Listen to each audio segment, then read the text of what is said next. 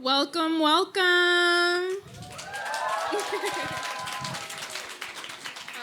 Welcome to Embodied Ecologies. My name is Salome Esega. I am the director of New Inc.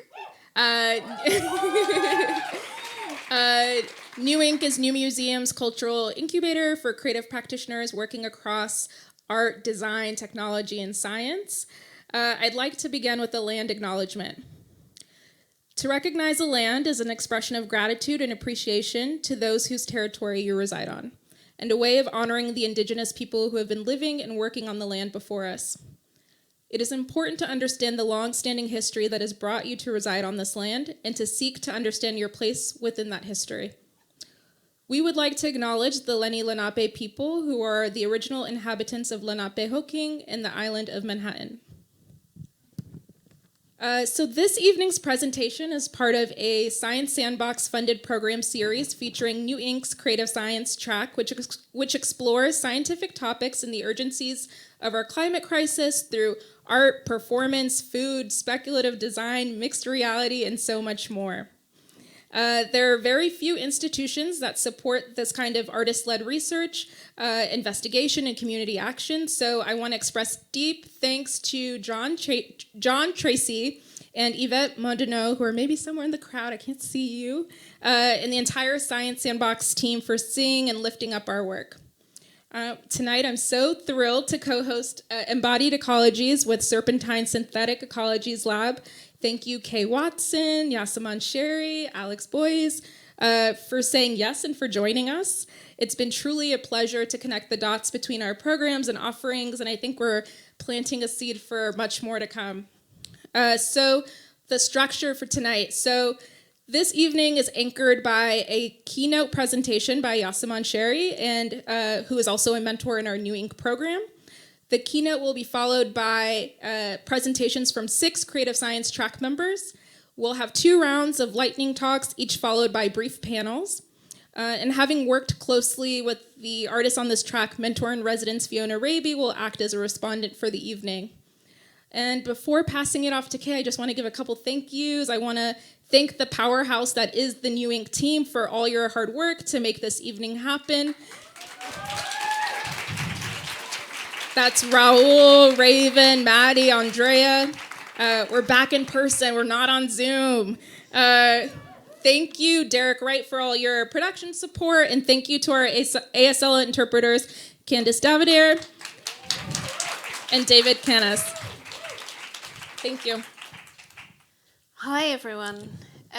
Thank you to Salome, Raul, and everyone at New Inc. for inviting us to be part of this amazing event. And thank you to the New Museum for hosting us, and to also all of the brilliant practitioners who you're going to see presenting tonight. So to introduce myself, I'm Kay Watson. I'm Head of Arts Technologies at Serpentine. For those of you that don't know, we are a London-based arts organisation that presents a year-round free programme of exhibitions, architecture, education, civic projects, live events, and technological innovation, both on-site at our 2 Hyde Park galleries and beyond. So the Synthetic Ecologies Lab that Yasaman Sheri is leading as principal investigator is an example of the work that takes place through our Arts Technologies programme. The aim of which is to propose a critical and interdisciplinary perspective on advanced technologies and science through artistic interventions. So we do this through commissioning on the one hand, building teams around artists and ideas, and on the other hand through something called the R&D platform. Now this is our programme for research, investigation, experimentation and strategic work, a space for testing out different types of structures that arts organisations need in order to support creative practice in emergent spaces and fields. So a key part of this is also our role in the ecosystem, of which includes organisations like New Inc., artists, creative practitioners, funders, research institutions, working together to create spaces of experimentation and public value in response to our unique capabilities and missions. So since 2020, the Synthetic Ecologies Lab has been developing the strategy to create a vital space within a contemporary art organisation, to create new public narratives, and resources around art and life sciences, create broader access to knowledge, and in the long term to develop unique projects in dialogue with industry and research, led by Yasaman, who'll be giving the keynote this evening. So I'm going to introduce Yasaman now. Yasaman is a designer and researcher who works at the intersection of technology and life sciences. She has a decade of experience in industry, leading the core interface design direction across a number of immersive platforms. Her practice explores sensing, perception, and invisible scales at which humans frame and reframe ecologies through culture and technology. So I will now hand over to Yasaman to give the keynote. Thank you.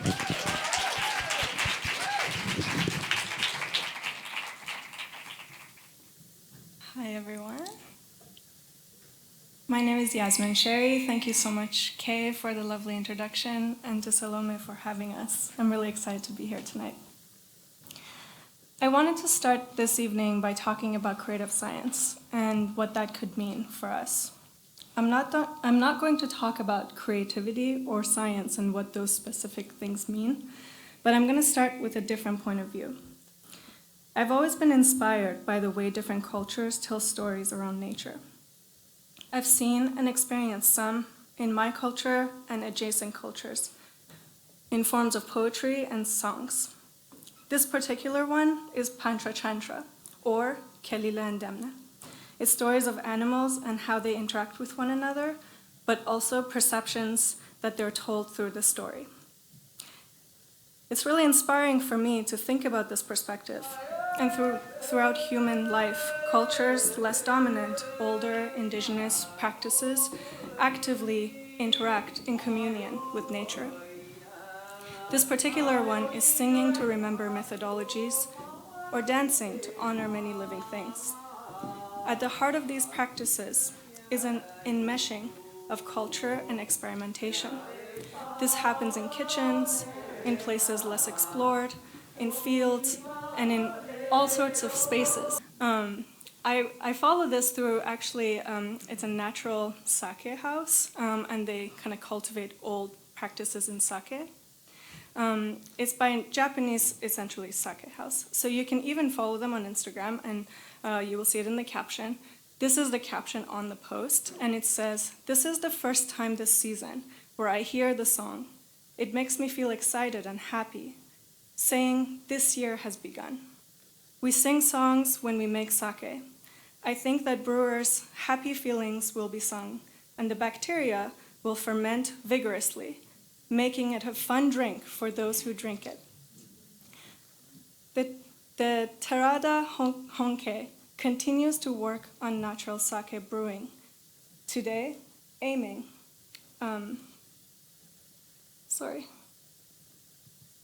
for the sake that is said to be the head of 100 medicines that pleases the mind and the body.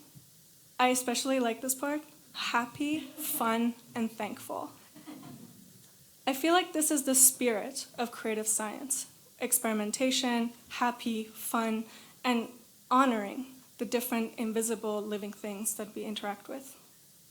Alongside fermentation of koji and sake in Japanese cultures are many more practices and in the mixed fermentation, yeast, bacteria, human cultures. You could say bacterial cultures and human cultures are mixing. People talk about this, but I like to bring it up. This one is made by another Instagrammer, who I actually also follow. When I came back from Mexico, I learned about Tapacha, and this was sold in a place that I had to find through Instagram where it is, but essentially it's a Mexican man who's making Tapacha from the old traditions. It's made with, I want to say ananas, but it's pineapple leaves fermented. Examples continue over and over and over again. This is pulque, the history of looking at different cacti and the kind of juice that comes out of it as beverages. Ayran, made with milk products, and dur, natto, which is made with soy, kimchi, and so on. This particular one is makgeolli. Essentially, these practitioners have the ethos, the spirit of what I call creative science. because they're experimenting, and the ethos of experimentation means that they're trying something out that might work or might not work. In the process, they're learning and they're documenting, whether in their minds or through songs or through maybe written notes, and cultivating a sense of curiosity and a relationship with other living things. Whether this is for taste or for preservation or for health or community or for culture, and to preserve a communion between the human beings who are eating it. This is a practice that I love. I especially like this one because it shows these different vessels and different, I actually can't read it, but I love the drawings because it shows the different fermentation vessels. And I find this really interesting because in biotechnology and in synthetic biology, the similar kind of practices are also investigated, which is allowing yeast or bacteria to ferment inside big vats. So I think from the left all the way down to the right, modern technologies have made us kind of look into these. We also visited the Crick Institute recently. And what I love here is that they're actually talking about beer, and they honor the Somalian history of where this beer came from. And also the scientists in the lab even refer to these practices of interaction between themselves and also their own experiences. So in my experience of being in a lab with scientists, they sometimes had to come into the studio or into the lab at 2 a.m., which means that they are kind of living in interaction with the living things that are in the lab. And so kind of the temporalities, they have to shift and morph for them to adjust to that reality. But they're also looking at kind of this as a study. So they're kind of growing it in bigger vats and also looking at how these yeasts are really close to the human chromosome and studying it and learning for the kinds of medicine we might have today. I also like it because I think it's interesting, this back and forth, because there's invisibility and then there's kind of these imaging technology that we begin to kind of look into what the cell looks like and so on. Essentially, the scientists that I've met and I've talked to, I find often that their ethos is also experimentation and creativity. I want to talk about one idea here, though. Although these things are really exciting, and I don't mean to quote Michel Foucault, because I don't know, maybe we don't need to highlight Michel Foucault right now, but I love this sentence because I find it really interesting that in his book, Discipline and Punishment, he's talking about disciplines and the problem with disciplines, and how this is actually the same original history of social movements and mechanisms of control established in modern prison and penal system in the 18th century France. I find this fascinating because in my conversation with a few different folks who are both in the advisory panel of the lab, but also friends and longtime collaborators, they also talk about this notion of discipline and this kind of quasi-idea of perfect boundaries. More recently, I talked to Christina Agapakis, who's a longtime collaborator and someone I admire very dearly. And I asked her, what does creative science mean to you? And she said, we make very tidy stories about what science looks like. There's a brilliant insight followed by a reasoned path to a conclusion. In that world, creative science might focus on the brilliance of the original insight and creative energy of hypothesis. But science actually looks a little bit different. And she talks about here of letting go of assumptions about what the path is supposed to be like. That in fact, stopping along the way to ask specific questions and to reiterate back at where you started is part of the process. Taking into account your own limited perspective as a human being in a particular place and time, having grown up with a particular set of social understandings and cultural ideas, some of the things I tried to talk about at the beginning of the talk, is what matters and what doesn't matter.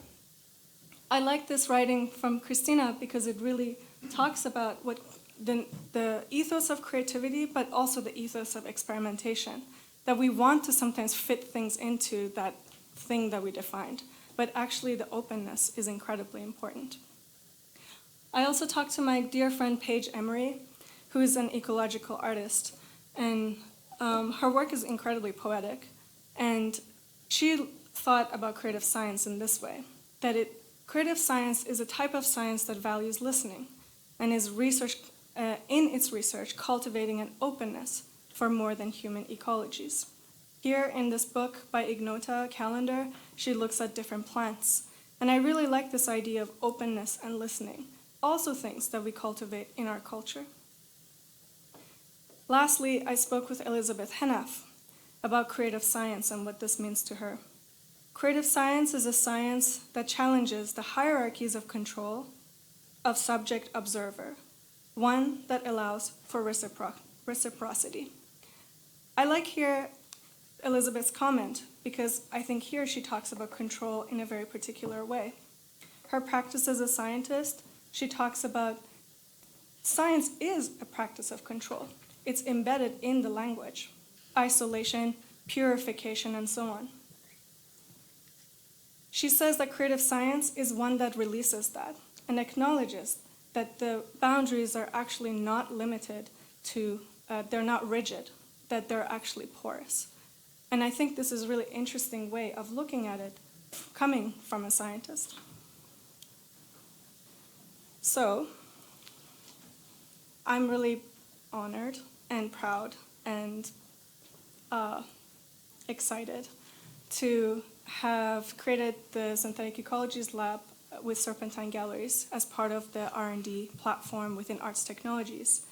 And one of the things that we're trying to do is to look at models of creative inquiry into life sciences. The thing that I love about this lab is also the fact that we want to move between these different boundaries and make it porous. Perhaps as a creative inquiry into new ecologies and life sciences reframed. We want to support artists and creative practitioners, strengthening the foundation of arts creative inquiry. We also think that the climate emergency is incredibly important, and that artists, creative practitioners, designers, anyone who's in thinking about that creative science ethos can give back to science different points of views and different ways of thinking. Perhaps coming back to that porous experimentation boundary. We also are excited about different topics that have come from our own practice, and perhaps our advisor panel and all the people, the communities that we're involving into our lab. For instance, translation models in criticality, aesthetics of new nature, poetics of sensing and perception, ecological art and microbial aesthetics, cultural narratives to enter scientific spaces and beyond human scales, small or large. But more importantly, I love this one, reframing of science and biological technologies in cultural and popular discourse. This includes language, this includes giving form to ideas and immersing folks. So I really like tonight's topic, embodied ecologies. For the lab, we are building some exciting new stuff. One of our ethos is to not only bring different kinds of practitioners, but also have different kind of media that we engage with. I find this incredibly important because I think different kinds of information and different kinds of language and ways of looking will also help us formulate our diverse thinking. So this could mean different kinds of mythologies or graphic novels, things that you might at first seem disparate in the ways that we tell stories around science. I recently have been reading Frankenstein, so around monsters, so I think that's really interesting. But we can talk about that after. Last but not least, I want to talk about these things that often in dominant cultures we discuss as binaries. And I want to interrogate that. The lab and its practitioners, as I mentioned at the beginning of the talk, look into different cultures that perhaps might not think of these in binaries. Nature and human. Are we part of nature? Synthetic and real, rational and emotional, wild and engineered. I think these boundaries are porous. Sometimes people think of these both at the same time, or none.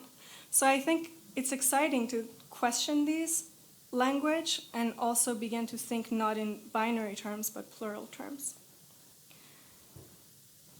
I'll finish off by mentioning that we're excited about our biggest project coming near you in spring 2022, which is almost now, but in a few months. It's the Synthetic Ecologist Compendium. One of the ethos for this project, which you'll find out soon,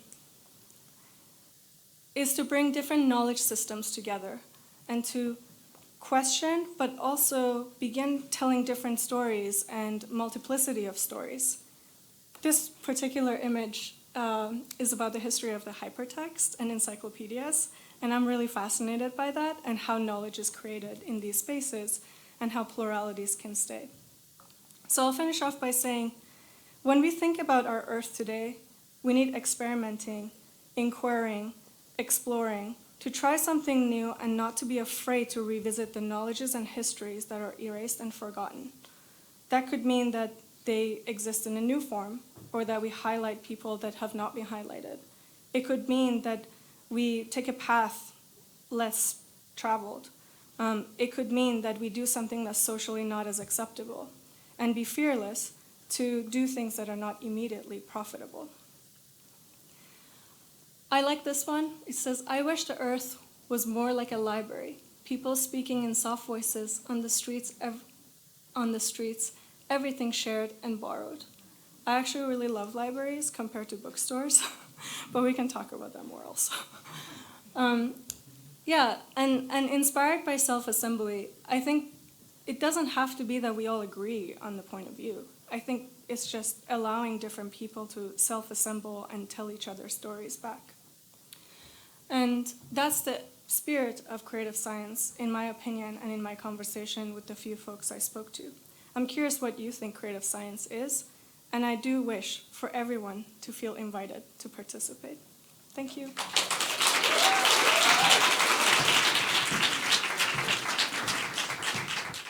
So my name is Raul Zbengec. I'm the new Associate Director of New Inc. As of 1 month ago. Thank you. It's my pleasure to introduce the first round of presenters, Nocturnal Medicine, Leslie Ruckman and Gal Nissim, and Ani Liu. Now we can give the stage to Nocturnal Medicine.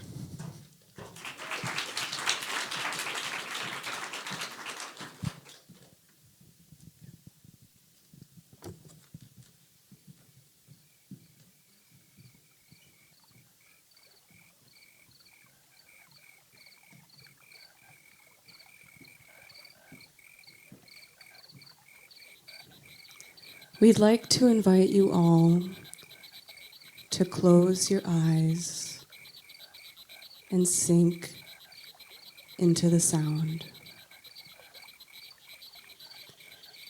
Imagine you are walking with a group of friends to a garden. Night has just fallen, and the streets are quiet. News has come out today that the honeybees are almost gone, and you are walking with heavy hearts.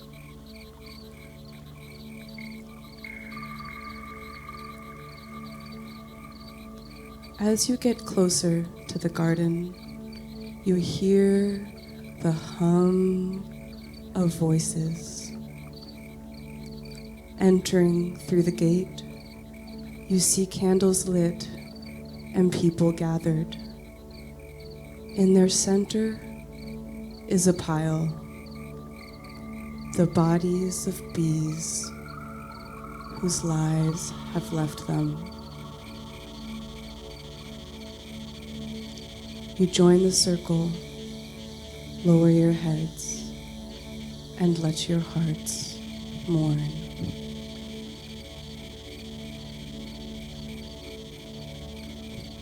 Please open your eyes and come back into the room. This is a beautiful vision, but it's not where we're at today.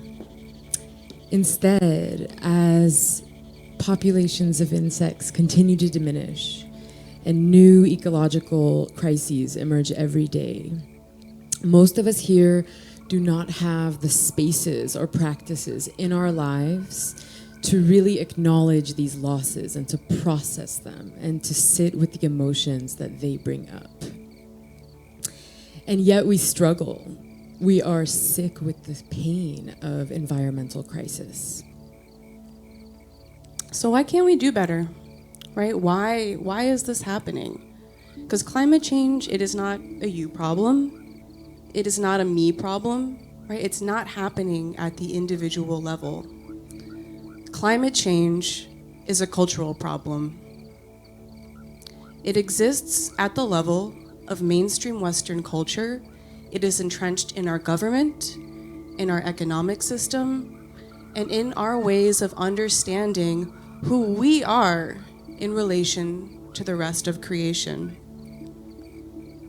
It is clear, right? It is clear that to stop harming others, we need a paradigm shift. In the same way that we have funerals for the death of a loved one, or we have birthdays to mark the passing of time in our lives and to celebrate it, we need shared rituals that bring us together to mark and process the radical changes of today's Earth. Climate change comes from cultural dynamics with nature, and therefore to address it, we need profound cultural change. And that's what we're working on. We are Nocturnal Medicine. We are a nonprofit design studio founded in 2016, and our mission is to heal our connection with nature. We do this by creating the cultural resources that we so badly need for real transformative cultural change to happen. I'm Michelle Chauffet. And I'm Larissa Belsich. So our work together grew out of our training and experiences as landscape architects, as event producers, as researchers in culture and environment, and as educators and spiritual facilitators. Our work has been celebrated in publications like the New York Times and Bloomberg City Lab as being on the cutting edge of environmental therapy.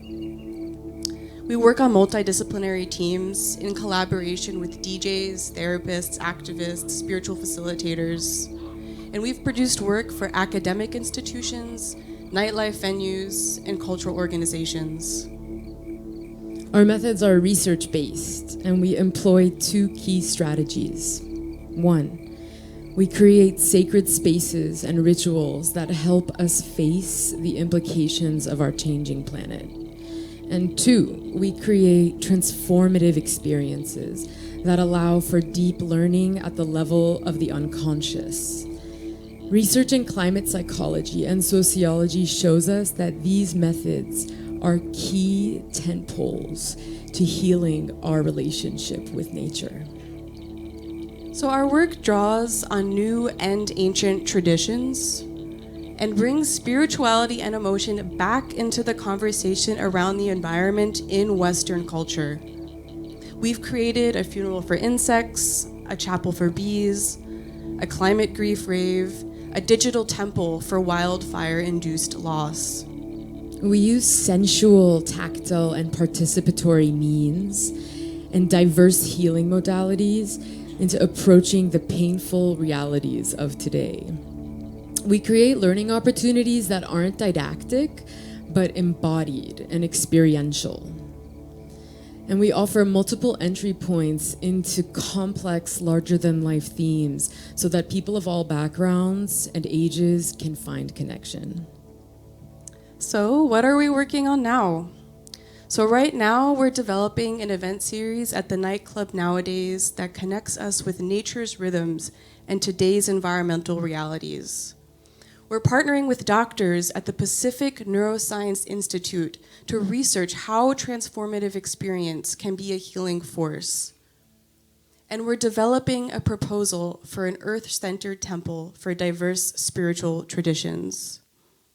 The possibility for change is very real, and we're already moving towards it, but we need your help.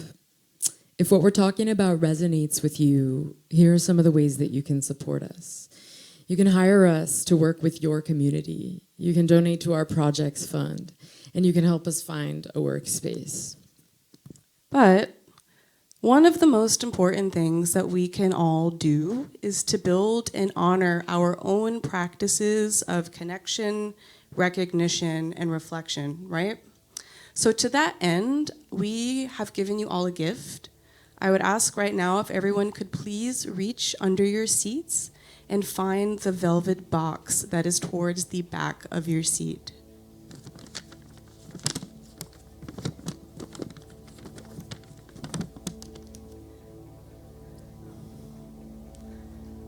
So once you find it, I'm going to ask that you open it. So we've given you all a bee. This bee lived its life in a meadow in Coxsackie, New York, and you are now the steward of the body that it has left behind.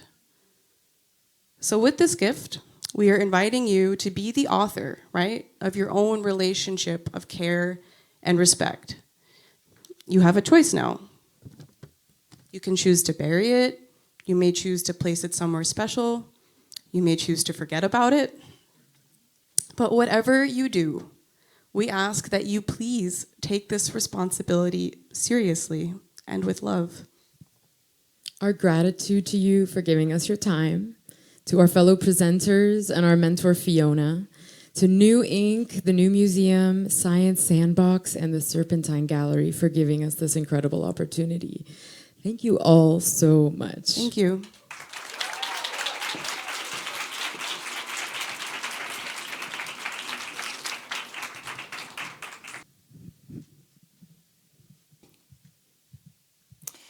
It's so tremendous to be here with you in my body, with your bodies. Thank you so much for being here.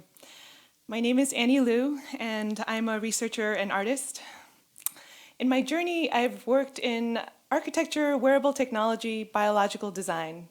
The nerdy part of me is interested in how things work and how knowledge is made, and the feeling part of me has its pulse on the body politics of emerging technologies. Like many in this room, I wear many titles, but today I wanted to speak to you as a mother. I was lucky enough to give birth twice, and during the pandemic, motherhood felt a lot more like this. Children don't fit tidily on timelines, and my rhythms of life adapted to rhythms of care. When I first got pregnant, I wanted a science-based pregnancy. I looked for data-driven answers to simple questions like, can I have coffee? What about wine? What about, I'm a research-based artist, so I thought the answers to these questions could be found through the data. But actually, there were a few hurdles. Despite the fact that 8.6 out of every 10 persons with uteruses will give birth at least once, research around women's reproductive bodies is steeped in histories of sexism and racism, resulting in biased and incomplete knowledge. There's not enough time to deep dive here, but epistemologically, once we started medicalizing birth, everything from the process, language, and naming of the reproductive system became problematically filtered through a male gaze. And this is not to say that I don't love data and science and knowledge. We actually need more research in this domain. For instance, in PubMed, there are twice as many papers about erectile dysfunction than there are about breast milk, and Katie Hines, this amazing researcher, points out that we know more about coffee, wine, and tomatoes. And so, in the sea of unknown, in order to make sense of my own pregnancy, I did what felt natural to me. I made art about it. As hormonal waves overtook my body, as I swelled and started to ache, I came across feminist writer Shulamith Firestone, who noted, as long as women carry the burden of reproductive labor, there cannot be equality between the sexes. And so I started to fantasize, like many did before me, about artificial wombs. While most conventional depictions are mechanical, I started to wonder, what if the future of artificial wombs aren't welded, but grown? I learned about interspecific pregnancy, where one species can carry the pregnancy for another species. We actually did this with cats to try to bolster populations of endangered pandas. I started to research pigs as a potential surrogate. After all, we've already engineered pigs to produce human organs. But as I dove into the research, I started to feel uneasy. Was this not just a form of colonization? Surrogacy is not simple. It can allow same-sex couples to have a child, empower women to help those in need, and exploit the health of those in poverty all at once. Perhaps we don't need a techno-utopian answer to gender equality. We need policy changes that can make room economically and culturally for reproductive health.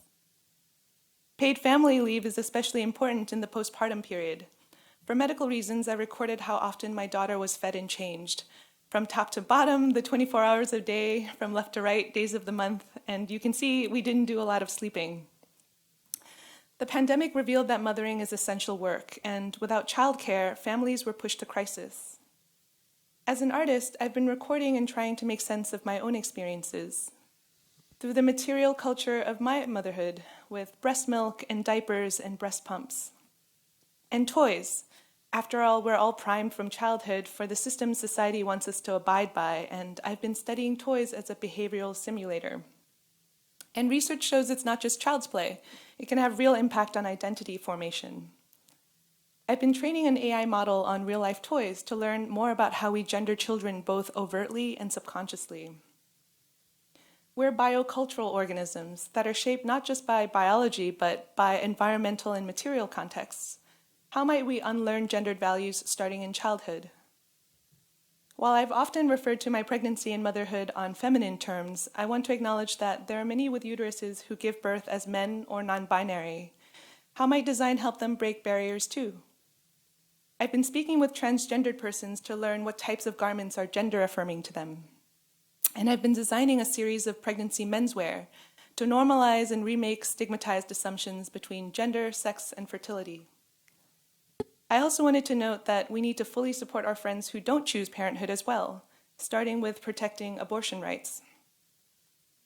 For me, who did become a parent, there's a quote that summarizes how I feel.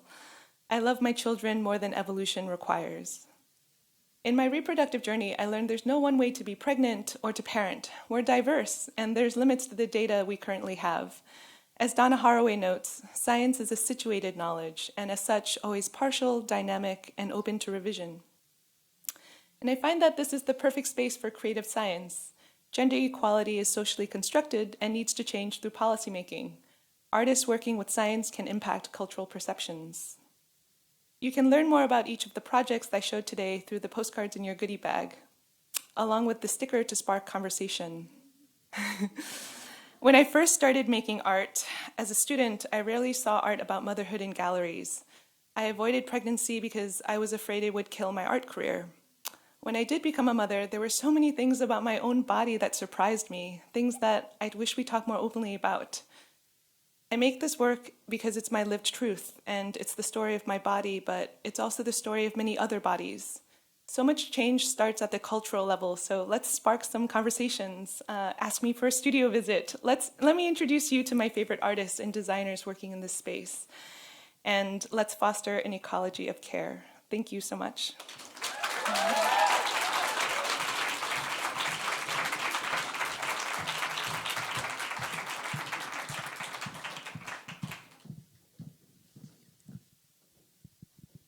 Hi, everyone. It's lovely to be here. My name is Leslie.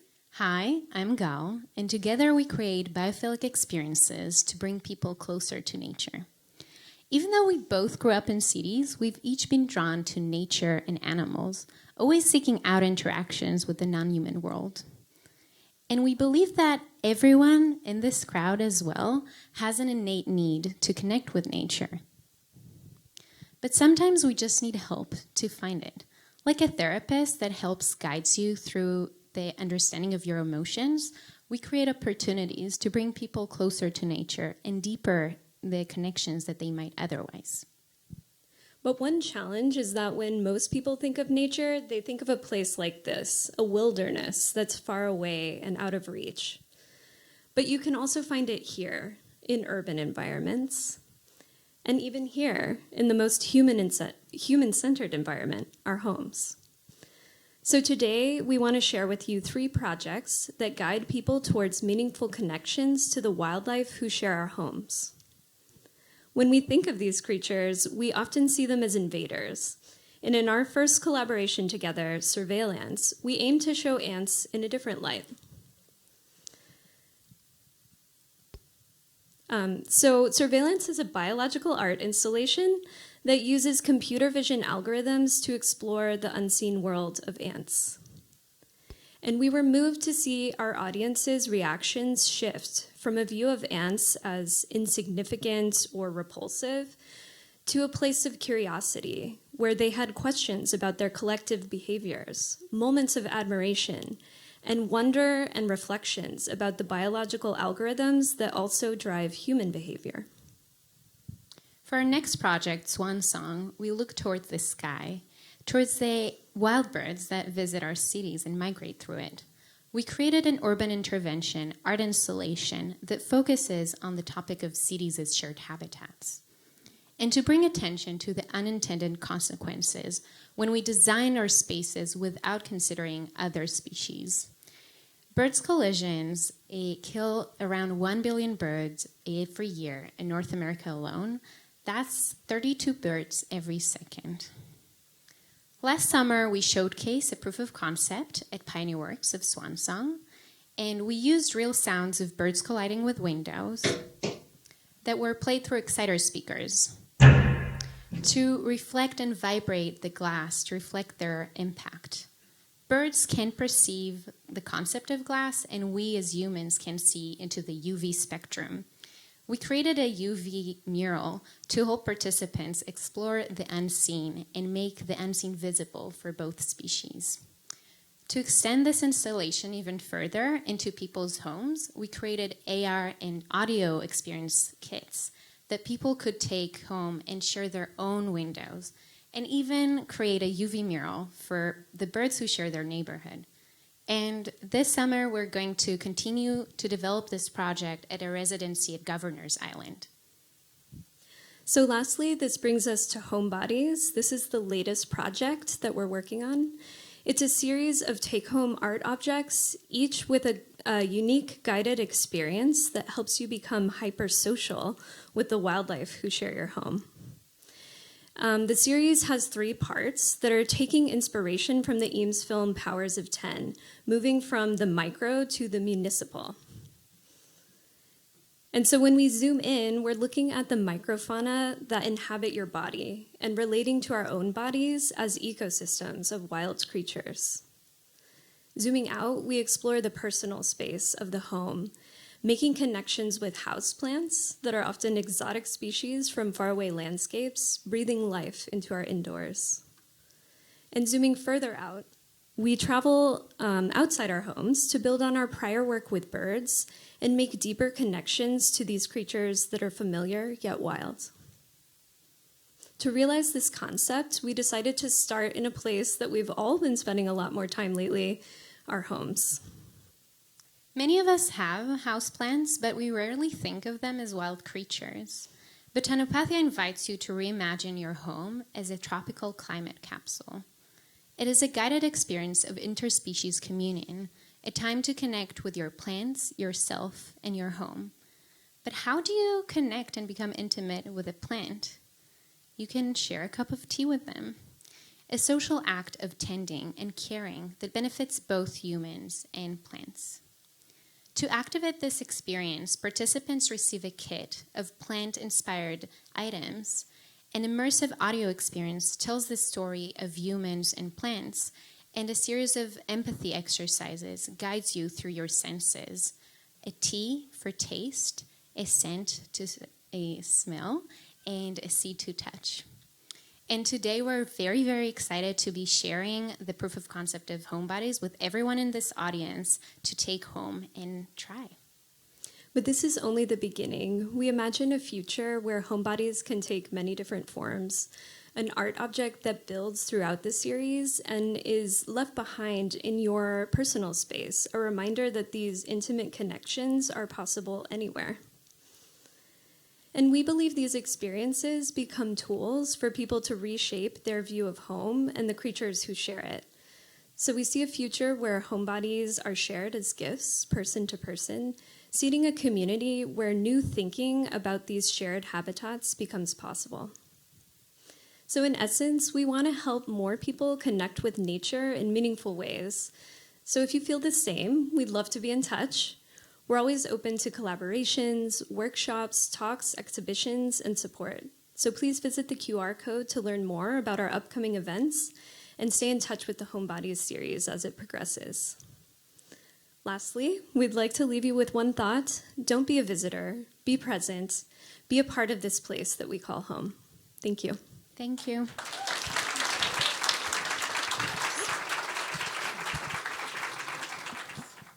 So I'm Fiona Raby. I'm a designer, an educator, and partner in Dun & Raby, a design practice originally based in London. In New York, I co-direct the Design Realities Lab at the New School with Anthony Dunn, which brings together project-based teaching and practice-led research through thought experiments and designs that imagine alternative ways of being in the world. As the mentor in residence for the creative science track, I definitely have the best job of all. I'm very lucky. I get to immerse myself in this wonderful creative atmosphere on a regular basis. The conversations in the group over the last year have been deeply inspiring.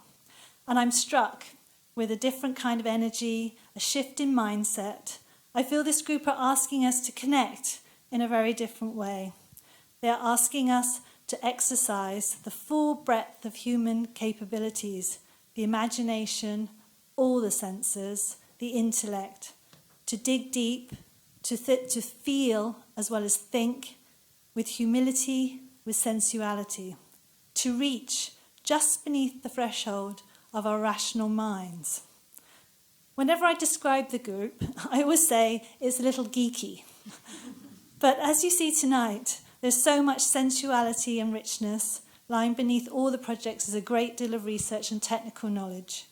It doesn't look like science. But in this place, just beneath the threshold of rational minds, is a particular sweet spot where art and science meet in the most exciting of ways. The work, of course, raises many questions. But rather than asking questions using our rational solutionist brains, I want to continue the magic and enjoy the intricacies of these tightly woven thoughts and expressions. I'm going to ask each presenter to unpack a little bit more of their worlds. So, Larissa, I've got one question only for each, but please, after the end of the presentations, do come up to the presenters and ask more questions. So, Larissa and Michelle, you're creating funerals for insects, a chapel for bees, a climate rave, grief rave, a digital temple for wildfire loss. Can you tell us more about how you shape a conversation with the environment, why you've had to invent these rituals, and the urgency you feel? Yeah, well, we've had to invent them because right now, right, in the kind of like dominant Western culture, they don't exist. They've been lost. So I don't want to say that they've never existed, but they're not practiced right now. And in terms of, I think, trying to understand like why it's so important to kind of bring these things back, kind of climate research, in kind of like psychology and sociology has really kind of elucidated that like a big part of the reason why there is so much inaction and like lack of change is because the reality of what is going on with our planet and the life around us is so intensely disturbing and like kind of existentially threatening that we just kind of block it out. And like as a society, like we have entire like conversational protocols to kind of like help us avoid it and just like keep it away. And so actually like creating intentional spaces and creating rituals, that are emotional and that kind of like get to that fear and kind of get past that fear into the heart is necessary in order to like help people kind of, bring these topics closer to them. Yeah, that's part of it. Okay, thank you. Michelle, did you want to add anything? No, that's fine.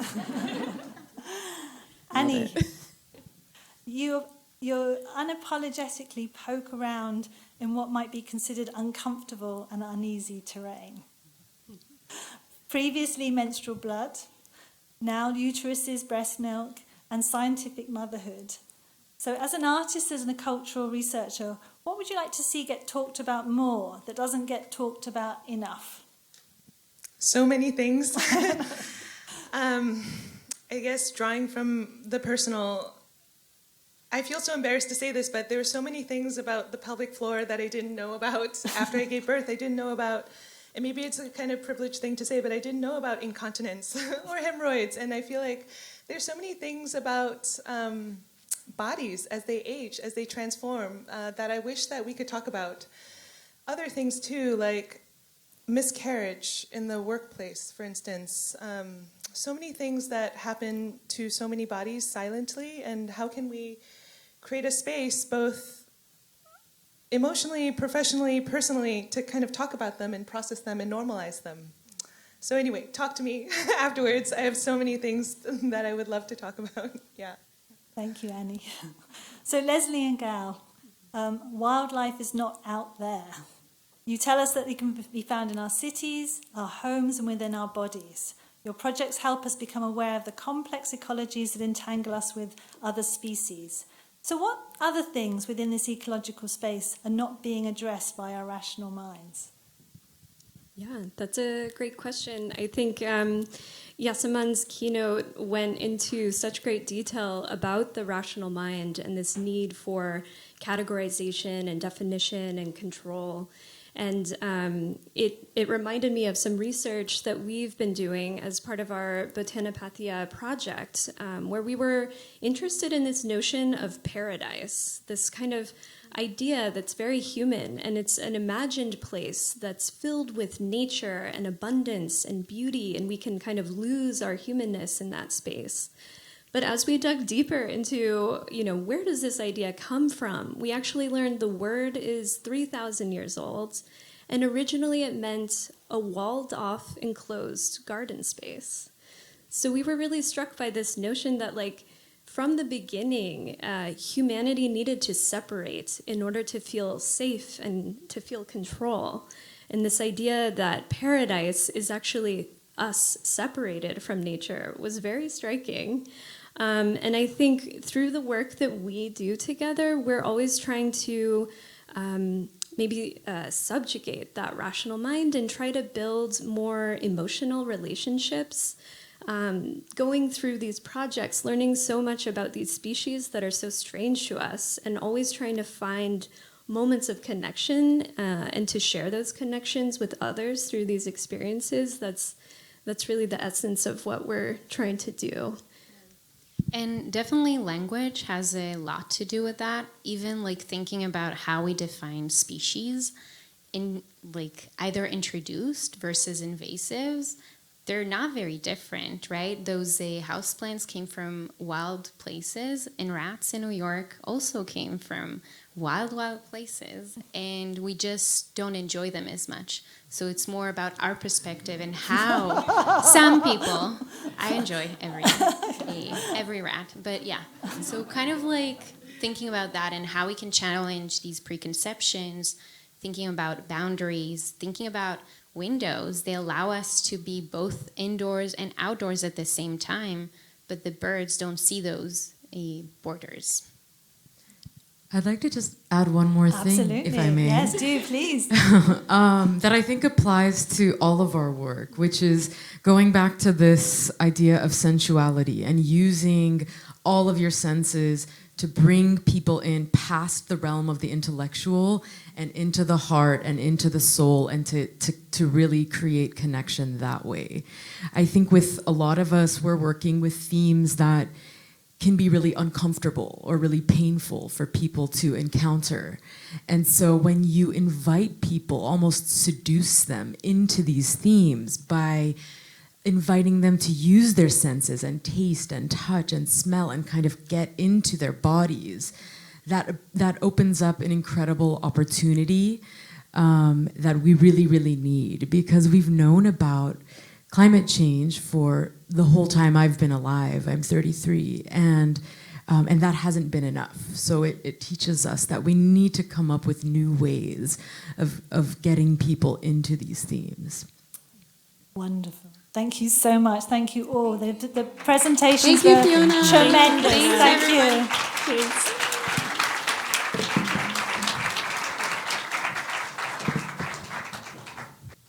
Thank you, everybody. Thank you, Fiona, for those poignant questions. I'm happy to introduce the last round of presentations by our 3 remaining Creative Science Track members. Please welcome to the stage Jiabao Li, Trash Club, and the collaborative project Honey Fungus by Jonah King and Sue Huang. But please welcome to the stage Jiabao Li.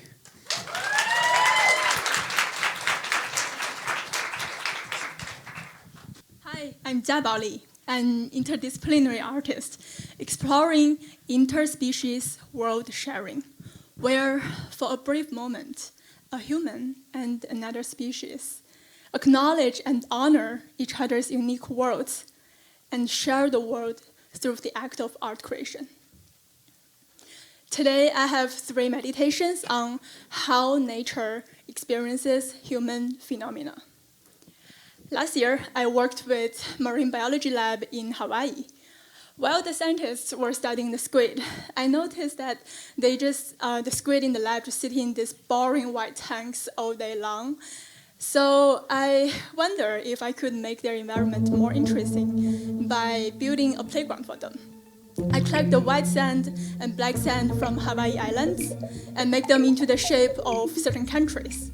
And while the squid was living there, he carries the sand from one side to the other and spreads it around. He swims back and forth between the countries, across the borders without a visa. He buries himself under the sand and uses these cute little tentacles to push the sand on his face as a camouflage.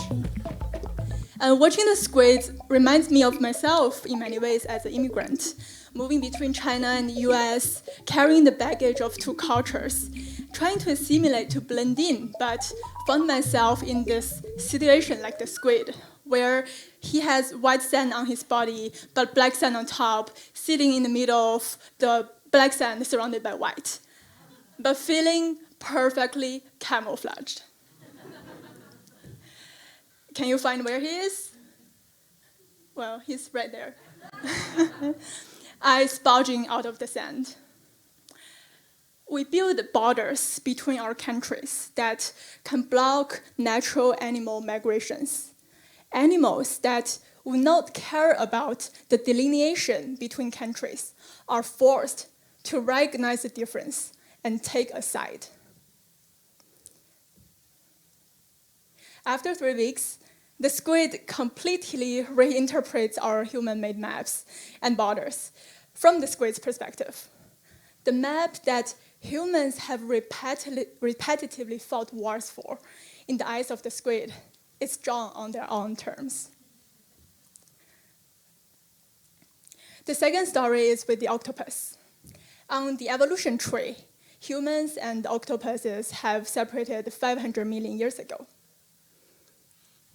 And they evolved distributed intelligence into a completely different extreme than humans. So I wonder, what if the world is not centered around humans, but octopus? In this work, I imagine a world where global warming causes sea levels to rise and all continents are submerged underwater. As a highly intelligent species in the ocean, the octopus have unlocked the optic gland gene that releases self-destructing hormone after giving birth. Now they can pass on the wisdom of their ancestors from generation to generation. The Anthropocene ends, and the Earth enters the Thulucene. When humans are on the edge of extinction due to environmental breakdown, how can we design an elegant extinction? What can we create so that the upcoming species, in this case, the octopus, will remember us with a little bit of tenderness and empathy? And in the first attempt, we try to connect with octopuses through learning their movements, through interspecies metamorphosis, shifting from human supremacy worldview to a world where we have to adapt and learn the becoming of other species, shifting from the central governed brain into distributed intelligence, and shifting our visual-dominated senses to tactile perception.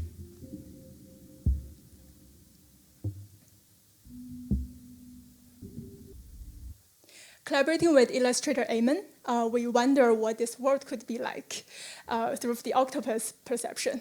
Maybe they are bioengineered humans with enlarged organs, specialized in their functions to adapt and survive underwater. Maybe they are territorial birds that take advantage of their aerial ability when the land is underwater. Maybe there are octopus archaeologists scan through the reminiscent of the Anthropocene, or 3 octopuses express their opinions. It's hard because the tentacles from the same octopus may disagree with each other. The third meditation is a virtual reality film that relates humans' lifetime to nature's time. Usually we think of nature timescale as millions of years, and humans is under 100. Yet, with the current speed of climate change, many glaciers are vanishing within our lifetime. Glacial time once was slow, is now fast. I could hear a distant song calling me to cross bright threads of silt, thick water as they ribboned valleys new. At her feet I understood the ravishing mystery as brilliant as hard stars, flickering into a river, shifting into veins of cold, enduring love. I am not alone. I am the keeper of frozen memory. I am not alone. I must work against thaw. I'm not alone. We are not alone.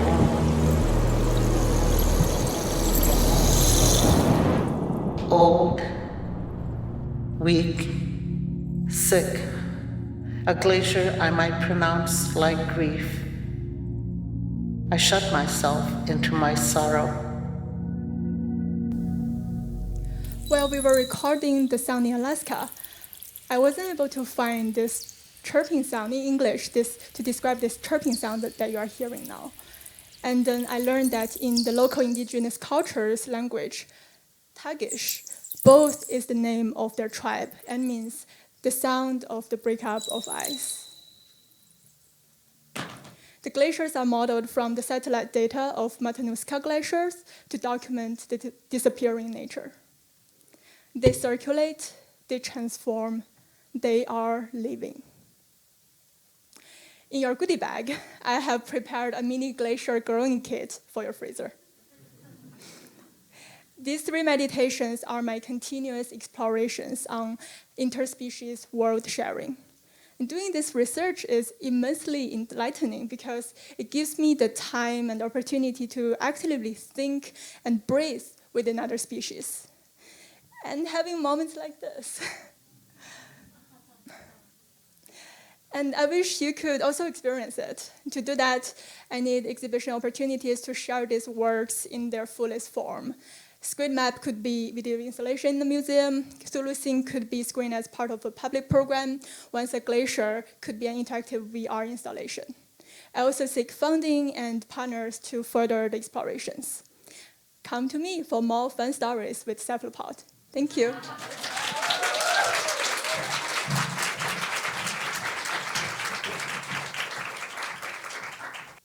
Hi everyone, we're Trash Club. I'm Morgan, an artist and technologist. And I'm Rashida. I'm a data and visual journalist. And we're an art collective focused on creating research-based work which investigates landscapes of waste. And we've both lived many lives before coming together as Trash Club, and our work has been published in places like the Architectural League of New York, The Guardian, and exhibited in Times Square and Queen's University, Canada. For the past 2 years, we've been thinking about many forms of trash. When we first began, we were interested in everything from compost to e-waste. But we soon realized the questions that really drove our practice were about the histories of violence and the imaginaries of care. What gets sent out of sight? Where does it get buried in the ground? We wanted to deeply witness the places where waste ends up and how these landscapes existed through time, our senses, and most importantly, our sense of possibility. The closer we've looked at these questions, the more we saw that our waste often ends up in places that are beloved in their own right. Landscapes are the homes of people and plants, birds and insects, microbes and minerals. And nothing makes these tangles of relations more evident than legacy waste. We tend to see these legacy wastes in places that have seen decades of extraction, manufacturing, or waste disposal. And the responsibility over legacy waste tends to change hands frequently, with companies sometimes even going bankrupt before they can be held accountable. In our research into legacy wastes, we were introduced to the Meadowlands, a gorgeous slice of northeastern New Jersey with a complicated history. Like much of the surrounding area, it had seen centuries of transformation. And though it had been the site of Atlantic white cedar forests and freshwater marshes that thrived alongside their brackish counterparts, the area has since been carved and cemented into dikes, ditches, and highways en route to New York City. When these transformations met resistance from the mosquitoes in the swamps, the state commission sprang into place to manage and eradicate what stood in their way. Today, the lower Hackensack River, the watershed that defines the ecology of the Meadowlands, is under review for designation as a nationally recognized contaminated site due to the presence of mercury and other waste in the riverbed. Of course, the Meadowlands are not just an entanglement of human desires and mistakes, but it has become unrecognizable from the pastoral landscape art that characterized the area in the 19th century. So over the past few months, we've spent time interviewing local members of the community, including organizers and scientists, to better understand the challenges facing these marshes today. We were saddened to learn that even though the marshes had been so carefully restored in the last few decades, they were again at risk from rising sea levels. In response to all we learned, we gathered a small audience directly outside the trailhead of Mill Creek Marsh to witness the Meadowlands. We looked at a love letter formed as a mixed media collage featuring a prominent species of the area, the common reed, also known as Phragmites australis. Phragmites is considered invasive to the area, but ironically is better at sequestering the heavy metals of the marsh's sediment than its native counterpart, the cordgrass plant. Our collage featured tangles of embroidery thread, metallic beads, cuts of mirror, and shredded documents from a state mosquito commission.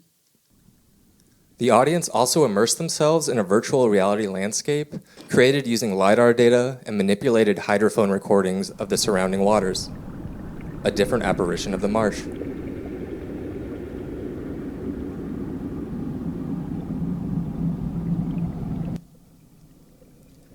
The virtual landscape again featured our species of interest, Phragmites australis, combining elements of the historical marsh with the tide of rising waters of the future.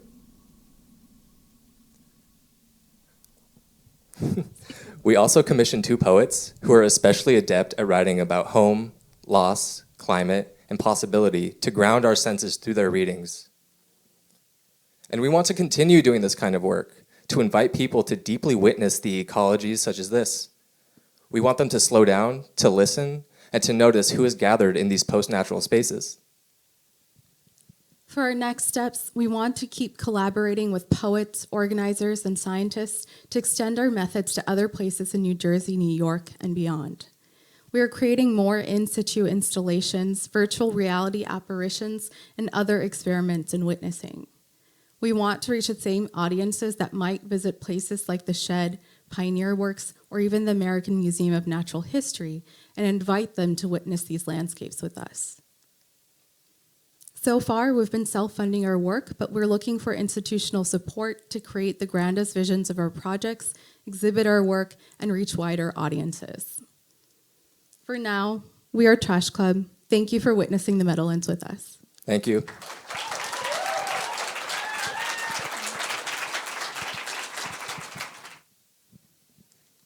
Hello, everybody. I'm Jonah. I'm Sue. And we're both artists who met at New Ink last year after having extensive practices in new media and emerging technologies before that. We have each exhibited at a number of institutions internationally and been supported by various organizations too.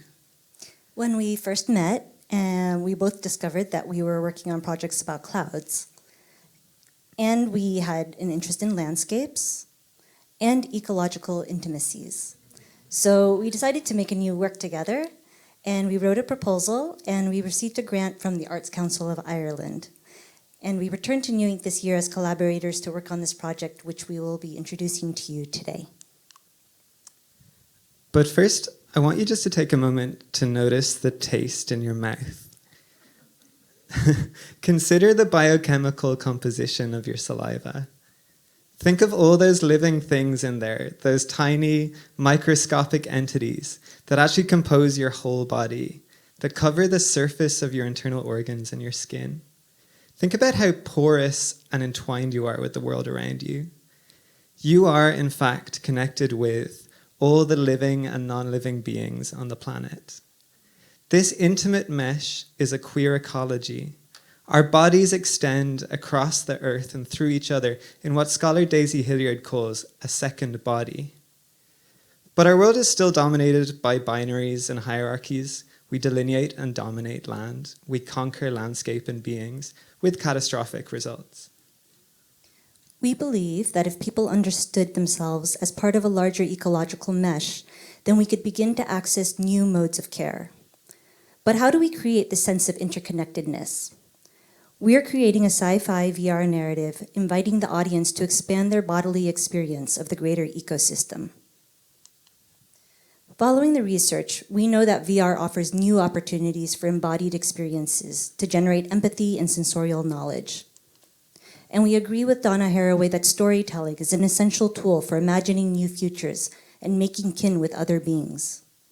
And we think about ecological intimacy through a lens of the erotic. Audre Lorde says of the erotic that it is a source of power that creates change in the world. In this work, intimacy beckons us back to life. We're using mycelium as a metaphor for this kind of interdependence. But what is mycelium? We've all heard of mushrooms, but mycelium is lesser known. Mushrooms are the fruiting body of mycelium. Mycelium's that stringy white stuff that runs through the soil in your garden and your plant pot. It lives in symbiosis with all plant life. It breaks down organic material, and in fact it's everywhere, permeating all the land masses on Earth. In Oregon, the largest single mycelium, a honey fungus, was found to be the single greatest living organism on the planet. So our narrative will envision a fantastical sentient mycelium that encircles the core of the earth, connecting us all and retaining a ledger of our intimate memories. This fall, we've been busy with creative research. We've been investigating AI as a tool for imaginative processes. In this image, we fused together human and fungal forms, generating new hybrid bodies. We materialize in this fantasy space the concept of one body.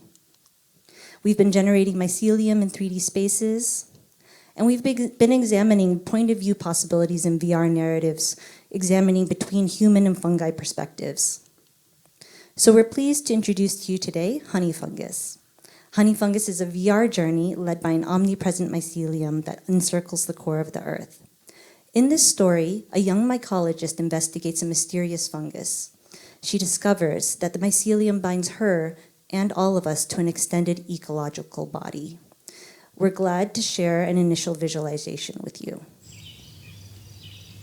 In this sketch, we descend into the earth.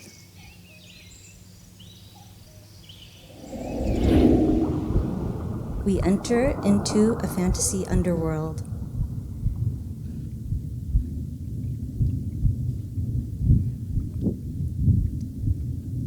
Hybrid forms move through the mycelium.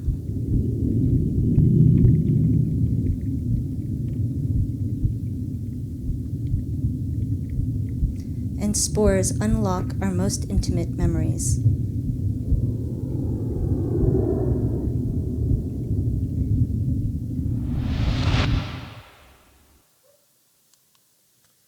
We're currently in production with this project, preparing it for museum installation and distribution on VR platforms. We're very glad to have Winslow Porter on board as an executive producer, and we're incredibly grateful to New Ink, who've been amazingly supportive through this process. We're also excited to announce that we're taking specimens from the honey fungus universe and we'll be releasing them as NFTs on Foundation with GBA in the coming months. Purchasing one of these NFTs will directly fund the project and also unlock access to special project initiatives. The first iteration of the installation is going to be shown at Visual Carlo Museum in Ireland in June.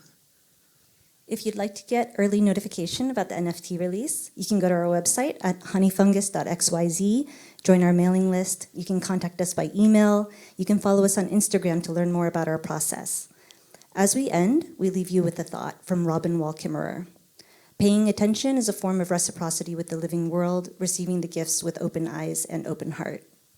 So we're so appreciative of you being here tonight with your open eyes and your open hearts. Thank you. Thank you.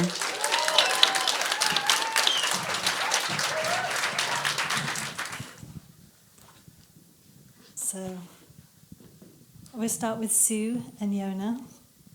So starting from the world within our mouths, our saliva, you connect us experientially to an intricate and complex set of entanglements and ecological intimacies. Through a series of surreal VR transformations, we dive down into the earth, into the soil, becoming fungus. So you have a series, I've been chatting with you, and you have this amazing, surreal set of characters in your story. Can you tell us about the imaginative work they do within your ecological narratives and the importance of the erotic? Yeah, thank you so much for the question, Fiona. So in thinking about the kind of surreal, like fantasy nature of the characters we've developed, we were really thinking about, I think a good example to think about is Donna Haraway's Camille stories, in which she speaks about these children who have symbionts, who are monarch butterflies. And so the genetics of these monarch butterflies are merged together with the children, and the children then are able to experience the sensorial world of the butterflies. And so these human fungal bodies, which we've been working with, represent a similar kind of exploration in which we're able to then think about what the world would look like through the eyes or the perspective of a fungus. Yeah. Yeah. Well, we chose the mycelium because, to answer the part of your question about erotic, we erotic fungus, we chose mycelium because, mycelium's kind of this inside-out process. It digests its food, it makes love externally to the hyphae threads in the soil. And so, in fact, a hyphae thread will burrow through rocks in order to find a mate. But the kind of union that they experience is almost unfathomable because there's so many different variations for like gender inside of mycelium. There's one particular mycelium called the Schizophren Commune. This is the geeky stuff you were mentioning earlier. That has 23,000 gender identities. So we were kind of thinking about how far out can we push our conception of intimacy. And we were also looking at, for example, James Lovelock, the guy who made the Gaia theory. He was asked by NASA to send something into space, I think it was to Mars, to see if there was life on Mars. And so first of all, he had to figure out, how can I define life in the broadest term possible? And he decided it was anything that acted against entropy. So they could measure gaseous, exchange in the atmosphere and figure out if the molecules were working against falling apart, which they would naturally do. And so that was his conception of a very broad definition of life. So we started talking about, what if methane and oxygen was a kind of erotic exchange? That could you expand your conception of eroticism to incorporate gaseous exchange on a planet as being some kind of slow planetary orgasm? So yeah, that's what we were thinking about. Thank you. Wonderful. Jiabao, these meditations are so poignant, preparing for an elegant extinction, holding on to that last little bit of humanity, a gesture of making art for octopuses, so we can be remembered by them, hopefully with tenderness. So putting us in this humble position of recognizing that there are multiple intelligences in the world, and that maybe the human one is not the most intelligent or sophisticated. I know you spend a great deal of time with your subjects. Can you tell us more about the desire you have to co-create with non-human entities, and any more thoughts you may have on interspecies world sharing? Thanks, Fiona. Thanks for the question. I think humans are so self-centered. Co-create with another species can help us probe into different intelligence, shift our perspectives, and interrogate ourselves. And also this involvement have different layers, like, for example, we visit a city, or like, for example, visit a glacier. There's different layers. You see some amazing things on the screen, or you take a tour, and then the third layer is you like co-create with the glacier. You do some on-site interference, and you hug it, you kiss it, you live together with it. You have to know all the research, science part, and the culture, the indigenous part, all the things that come before you. And then you look at it in a very different form. And for example, my interaction with the squid, because the squid are most interactive at night and during sunset and sunrise, and I kind of become sync with the squid. I become most active during that time. And yeah, it totally provides a very different perspective. And I think, of course, also it needs to be done ethically. They have to have agency. They can't be inanimate, become like a paint or clay, but they have the agency and autonomy. And also the work that address just human issue, but not addressing the animals, I think it's unethical. Yeah. Thank you. So, Rashida and Morgan. So this is a completely new project for you. You've only been investigating it for a short while, but I'm really taken with the idea of deep witnessing. It asks us to be present, something I think that many of the projects in the group also ask us to do. I mean, you compress and transcend time and space in a freezing, concrete, industrial parking lot through VR landscapes, poets, and a love letter to an invasive reed species. Can you tell us more about your ideas around deep witnessing, time collapsing into place with these legacy waste landscapes? Yeah, thank you for the question. So I guess as kind of like the broad way we think about deep witnessing right now is that it's the ability to be present with more than like human senses in some ways. And then, so kind of the ability to look at the past of the location or the landscape we're investigating, and then also imagine potential features of it. But beyond that, it's also part methodology of acknowledging agency in the non-human actors in that space. And somebody that's helped us think through that heavily is artist-researcher Susan Shepley, if I'm pronouncing her last name right, and her idea of material witnesses. And so, for an example, in the Meadowlands, the Phragmites australis, it acts as the material witness in its ability to categorize and intake external events and human violence through its absorption of legacy wastes in like the Hackensack rivers, sediments, and then hold those wastes in its roots for decades. Yeah, I think we're really excited to keep expanding on this idea. It's been really interesting to think of those non-human entities as witnessing and sort of kind of join them in that practice. Something that has been growing in how we're developing the things we make is I think we're trying to make some of those hidden elements, those hidden histories or possible futures more legible. And those are sort of like sometimes literal threads we're playing with. Yeah. So thank you very much. So I just want to finally mention Lydia White, who's one of our team members, who cannot be with us tonight, who sends us all her very best wishes because her baby is due imminently. She had it. Oh, she had her baby! So all of us at Creative Science send her our embodied ecological love. So I want to say a few thank yous. I want to first of all, thank the creative science practitioners for pushing at the edges, for getting us to reach deeper into our humanity and to make that world a little bit bigger. And on an institutional level, I particularly want to thank New Ink and the New Museum and Science Sandbox for creating and enabling this very precious and magical space, a platform for exchange where ideas can emerge, grow and strengthen. There needs to be more platforms like this in the world. So thank you all very much. Thank you for all of our presentations. Thank you.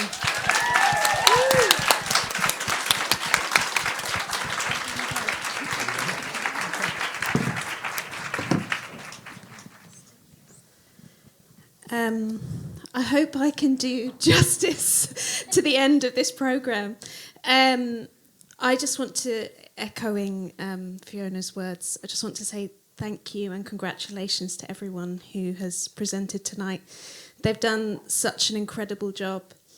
They've really taken us on a journey, really, through so many hybrid spaces, thinking about so many different notions of care, the multiplicity of scales and species, and really moving through and acknowledging these different histories and futures, all through the sort of the awareness of the material and our bodies, something I'm even more aware of after one of the presentations. Thank you also to New Ink for orchestrating this brilliant event. They are really a brilliant team, and it's such a privilege to be able to be here in person, and we hope it's going to be the first of many collaborations between our institutions. And then also just to echo what Fiona has said, which is how vital art and culture is in terms of our the role it can play in the way that we develop and communicate ideas around technology and science. And the kinds of, and that's something we've been able to see tonight through the sort of the breadth of ideas, the different kinds of narratives that can emerge through creative science. And so, you know, it is so important that institutions such as New Ink and the Serpentine continue to support these kinds of practices and create spaces for experimentation. I don't want to add too much more to that. You did it justice. Yeah. Truly beautiful evening. I want to thank Kay and Yasaman for joining us, and Fiona for just being our guide through the year. To the Creative Science track members, you did it. Thank you for bringing us back to in person. You showed us visions for what could be, what should be. The futures you presented tonight are richly intimate, tender, full of care. I am ready to live in these worlds. So we have one more creative science program as part of this cohort year, and that will take place in June. So you will hear from me very soon with those details. And New Ink's annual demo day returns as an in-person event this May. So I hope to see you both in the spring and in the summer. And now we're going to invite you to Arsenal Contemporary across the street for a short reception. We will celebrate the artists, and we'll also get an early preview of the gallery's upcoming Genevieve Cadeau exhibition. Arsenal Contemporary is located at 214 Bowery. And so you've heard all night about these goodie bags, the goodie bags. So we made artist takeaway bags. We're going to do a grand reveal now. So please make sure to grab one on your way out. Thank you.